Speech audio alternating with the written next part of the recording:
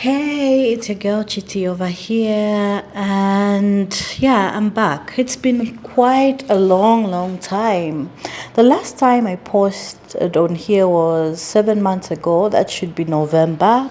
Yeah, and I can explain. I'm coming to terms with the fact that to me, social media is something that I use deeply instead of frequently because I only use it when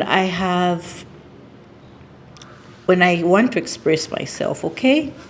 And secondly, recording this voiceover video because there have been things I've been thinking of in the past months.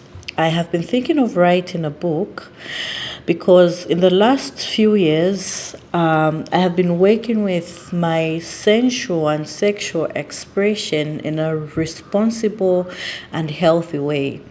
See, I came to realize that in me there lies a sexual or essential woman. And that doesn't make me a whore or a bitch. That I could say yes, that I could assert my sexual needs and still be a feminine woman. I mean, I am spiritual, I am sexual, I don't have to be perfect. I just have to be whore. So, in the process of all these things, I came up with feminine principles or reminders, and today we're going to be talking about feminine law number 5, which is thou shalt be okay with not being picked. When I think of feminine women, I think of flowers. Like flowers, we attract bees. Like flowers, we're beautiful. And like flowers, we do get picked. When I speak of the pick me culture or wanting to be picked, I'm not trying to shame anyone because if I did that, I'm not being honest with you and I. The fact is that everyone wants to get picked at some level because we're hardwired for love and connection. However, if this pick me culture isn't met with certain qualities, I mean, if a girl or a woman isn't taught self love, self worth, self respect, and independence, it breeds unfulfilling relationships. It keeps a woman in a vicious cycle of self abandonment and resentment because her feminine expression, her authentic being is minimized to zero or nearly to zero.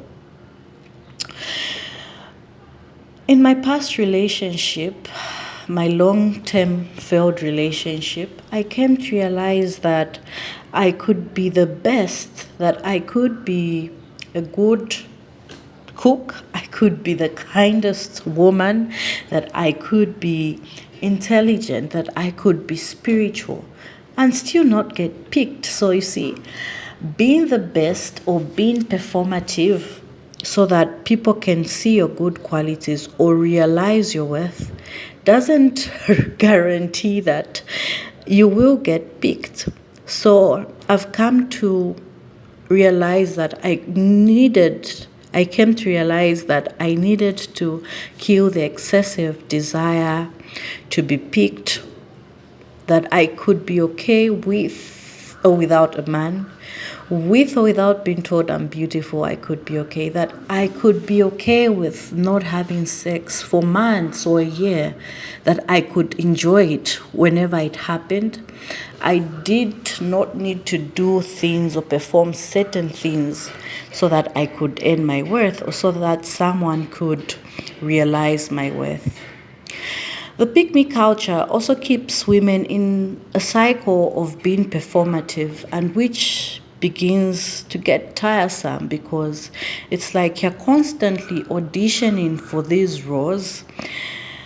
You're constantly trying to prove your worth instead of being, because you have no responsibility, you have no business with proving yourself. Your responsibility is to be yourself and let other people choose whether you are the one or not, because anyway, someone seeing your worth is subjective. Others may find you worthy or compatible whilst others won't, and that doesn't take away from who you are. That I think we need to get to a point that where we could be beautiful, we could be resilient, we could be intelligent, we could be rich. And that doesn't have to be tied to, so that when you get married, this and this. It shouldn't be tied to getting a man. It simply just could be for you that other parts of you could just be reserved for yourself, that you could be okay and have a fuller life just being by yourself. Remember that analogy I used of a flower? In a flower, there are a lot of flowers, beautiful ones. It doesn't guarantee that they'll all get picked. No, it's not a guarantee that every flower will get picked. But that doesn't take away from the flower's beauty.